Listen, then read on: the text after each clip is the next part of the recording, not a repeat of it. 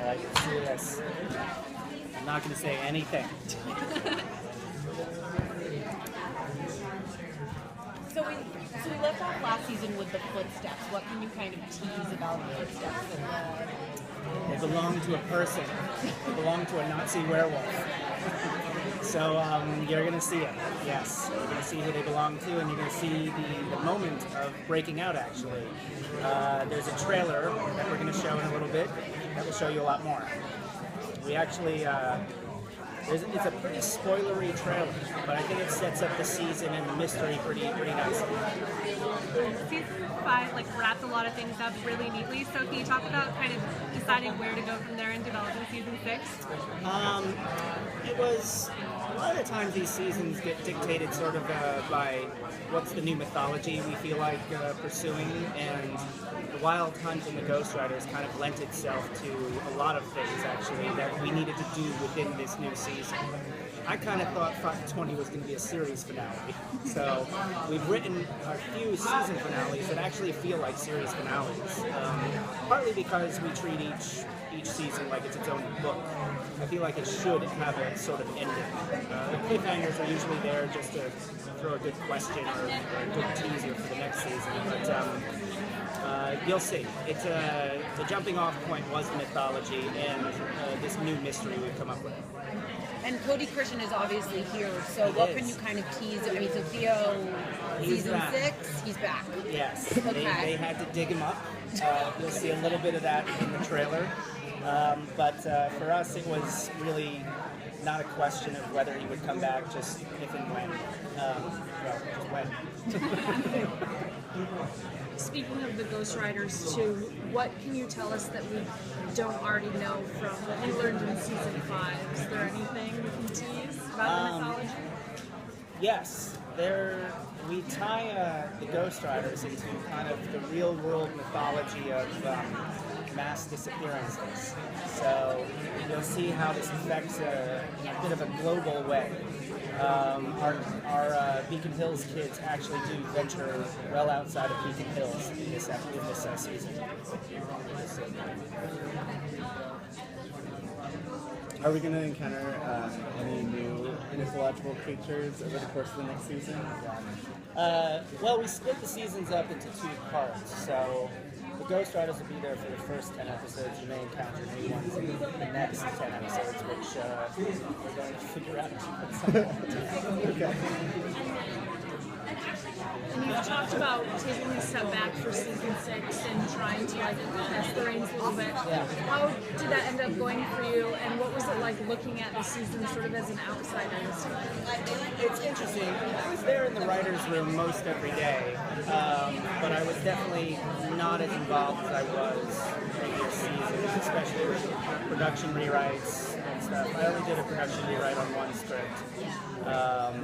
Mostly it was really trying to hand it off to the writers and to the production team and to be able to take a vacation. I always joke that I was kind of like the Countess in Downton Abbey, once a weekend. So I had no weekends. People outside of the business, I don't think they really understand just how much work it takes to put 20 to 24 episodes of TV out a year. It's fucking impossible. And to try to make them each good. Some of them don't turn out so well. And you kind of have to grit your teeth in post-production, wish you had another day to shoot, wish you had the money to go back and reshoot a certain scene. It's funny because I look at all the news about Rogue One doing reshoots. That's standard. We wish we had more money and more time to do more reshoots. Sometimes you don't know how a scene is going to play until you've actually filmed it. So that turned into a lot longer answer than I don't even remember the question. You said there would be a definitive video moment in the premiere. Can you give us anything more on that? No. No? You'll have to watch. Okay. And Teen Wolf has a lot of really interesting relationships and new hookups all the time. Can you tease any new pairings that we might see in these? Well, we're building the romances that we've been concentrating on in like season 5 and throughout the seasons. I think it's an interesting season for Scott to go it alone. Posey's talked a little bit about that in the press, but I think it's kind of cool. And the writers have been concentrating on Liam and Hayden and Mason and Corey, and I quite like seeing where those two relationships head. It's getting loud back here. Yeah. But we really went for mystery, a kind of ghost story this season, and I give great credit to the writers for taking the reins and really running with the reins. Pun intended. There's been a remarkable inclusion of LGBT characters and characters of color as well.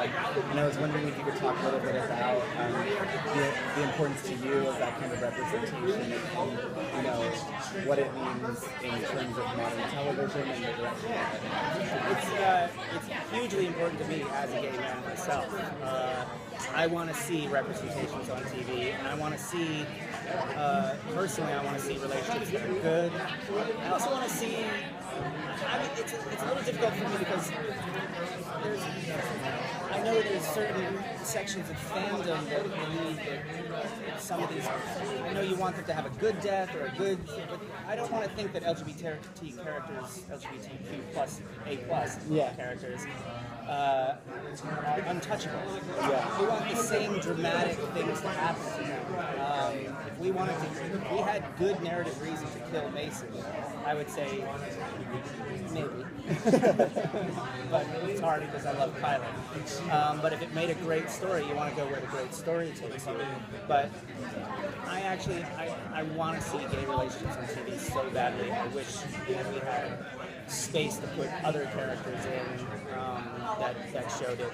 I'm working on a new show that should be going to pilot soon, where that's going to be a very heavy issue as well.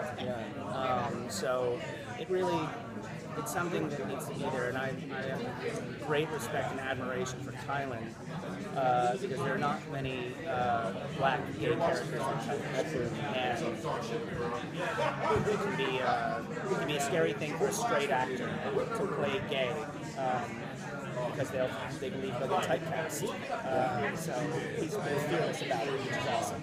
Do you feel like a certain amount of pressure for, because you're kind of venturing into new territory, and do you feel like you have to tread carefully with like what you do and don't do with these characters? I think you do now. I think there's a bit too much focus on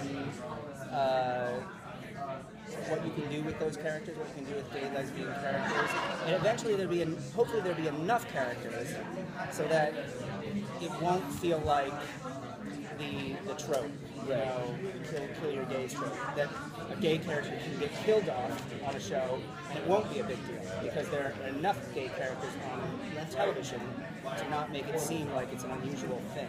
Because TV these days, they kill everyone. Their bodies dropping on every show.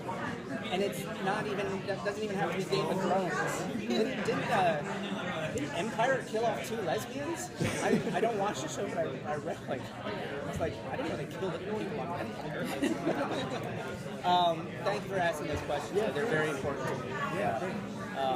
Yes, the answer is we're always trying to do better. Absolutely. It's great to see you. Thank you. Bye, guys.